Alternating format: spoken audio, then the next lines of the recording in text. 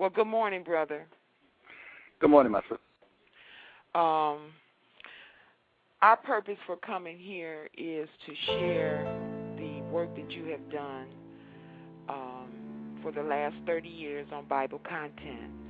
And so I'm really honored to introduce to the community Tommy Hart from Georgia, who has done this work, and it is a remarkable revelation for those who have been enthralled in the Christian belief system.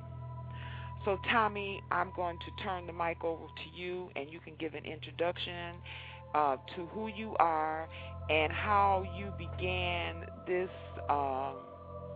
search. Okay. All right. My name is Tommy Lorenzo, and I've been involved in the study and analysis of Bible content for the past 37 years.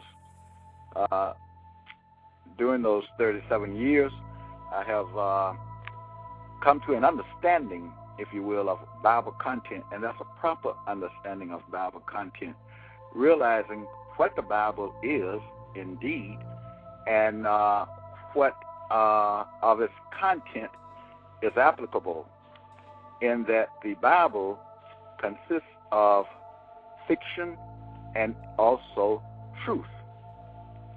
In the Bible, truth is set among fiction. So then the question is asked in the book of John, what is truth? So there has been a separation of truth from fiction. Okay? In other words, looking at the Bible, looking at its face, you do not get truth. You get stories, and the stories appear to be in a chronological order. They are given intelligently. That's the stories now. The stories have a beginning. They have an ending for the most part. They have a middle section. So the stories are set in chronological order. There's an intelligence regarding the stories of the Bible. With truth is not so. Truth is, if you will, has been chopped up and scattered about throughout Bible content. In other words, truth has been scattered about throughout the stories in the Bible. And let me make this note. The Bible that I'm speaking about is the Authorized version. It is also called King James Version, but the proper name is Authorized version. Okay? Now, can I ask you a question? Since you're right there, that's a question that I have for you. Sure. Why is the King James Version the primary text that is used? The King James or Authorized version is that which has come from its originators, that which has not been changed or modified in any way. If one wants the actual, and literal take of Bible content, then he needs the Authorized version. And remember, it's also called King James Version. Okay. And many may not know that. You know, the King James Version is the common name, but as I said, the official name is Authorized Version. So I think we need to get used to calling it as such, the Authorized Version. Okay.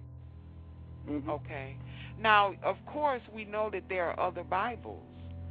Yes. And Bibles that came before King James. But are you saying that you said that this book, King James Version, is the book that came from the originators? That's right. It has not been modified. Okay. Its contents have not been modified at all. Well, who are the originators? The Bible is a European product. Now, if we zoom in a little bit closer, we'll see that it's a Roman product. And we can zoom in still closer and find out that the Bible is a Vatican product, meaning it comes from the papacy. And then speaking of the papacy, we are speaking about the succession of popes. Popes are the ones who are responsible for Bible content.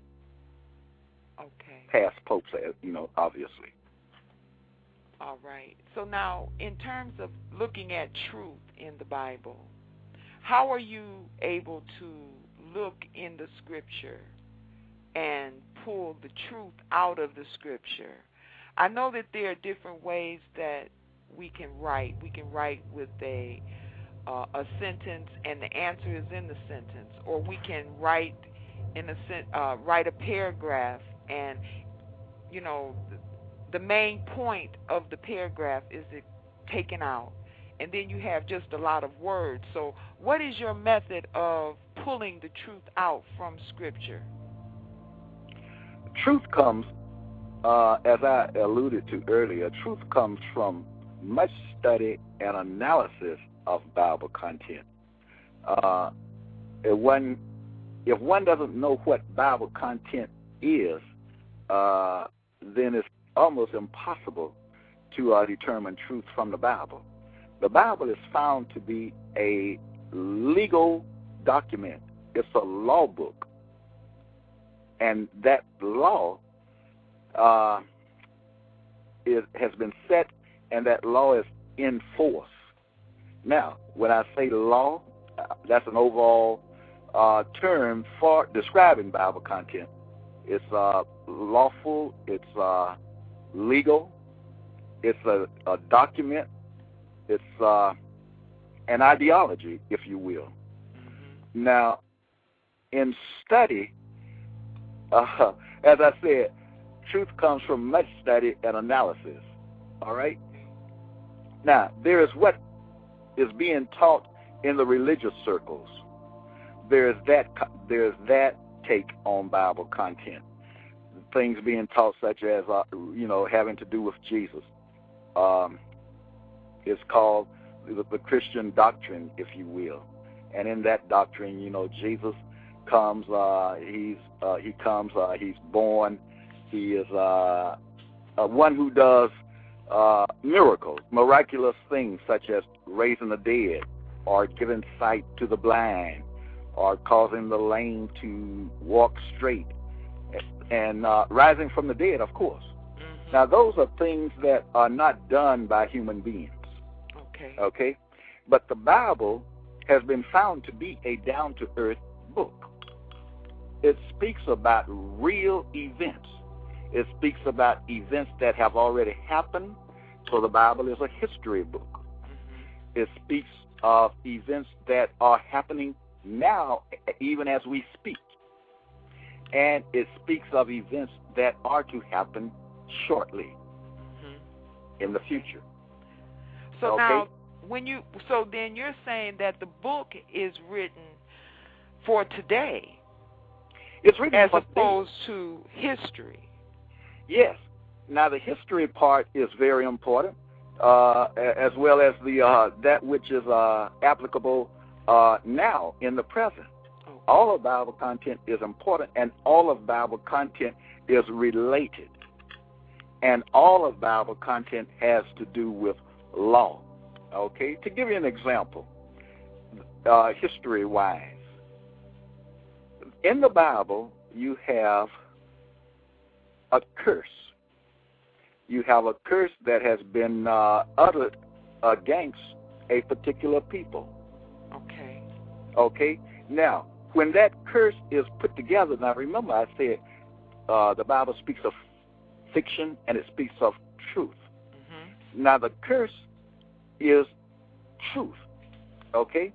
Why do I say that? The curse is first given against black people. And remember, the Bible is a papal product. Okay. So it's a papal product. So the papacy has put forth a curse against black people.